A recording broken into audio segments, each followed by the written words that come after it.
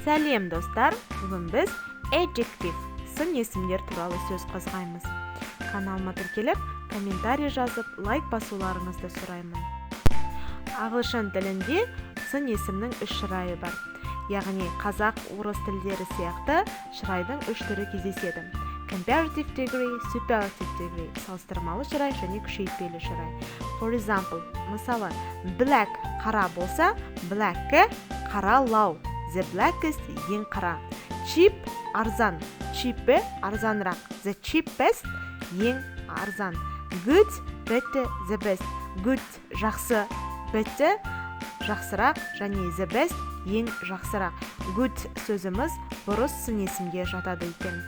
Және де ескеретін жайт, міндетті түрде күшейтпелі шырайда the артиклін міндетті түрде қолданамыз. Мысалы, мынандай сын есімдердің, яғни мынандай кестеге мән берейік. Буынды сын есімдер, мысалы black және blackest есті қосамыз аяғына. Буынды сын есімдер, сөз аяғы дауысты немесе дауыссызға аяқталса. Мысалы sin дауыссыз қосарланады. Мысалы sinness, яғни n дыбысымыз екіге көбейіп тұр.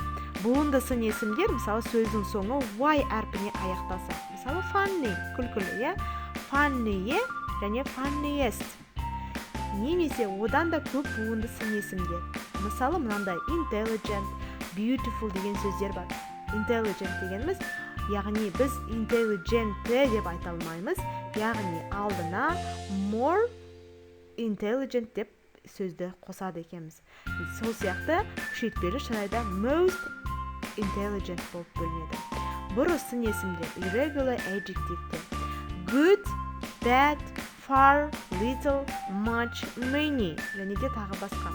Мысалы good, better, best, bad, worst, worst, far, farther, farthest, little, less, least, much, more, most, many, more, most болып салыстырмалы конструкциялар. Мысалы as. Екі заттың бірдей сынын, сапасын, сипатын, түрін, түсін білдіру үшін қолданылады. Мысалы, he is as young as my brother. Ол менің ағам сияқты жас екен, жасырақ. Not so as болымсыз сөйлемде қолданылады.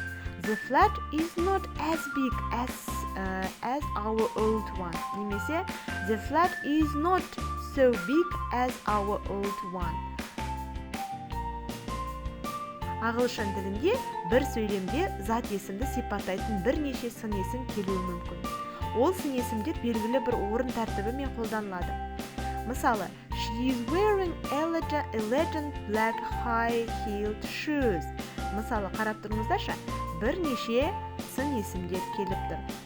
Мысалы, адамның ойын, заттың мөлшерін, жасын, түсін, шығу тегі, мысалы материалын, матасын не болмаса, зат есімді сөйтіп айтуға болады екен. Мысалы, a lovely big old blue French leather bag.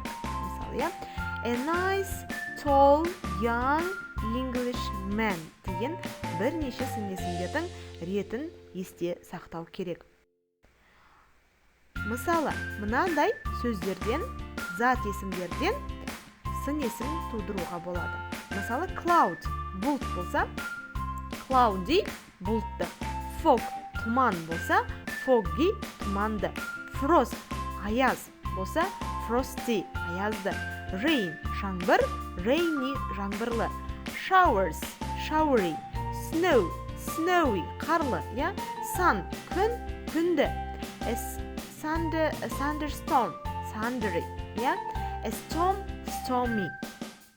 Назарларыңызға рахмет. Каналыма тіркеліп, комментарий жазуларыңызды сұраймын.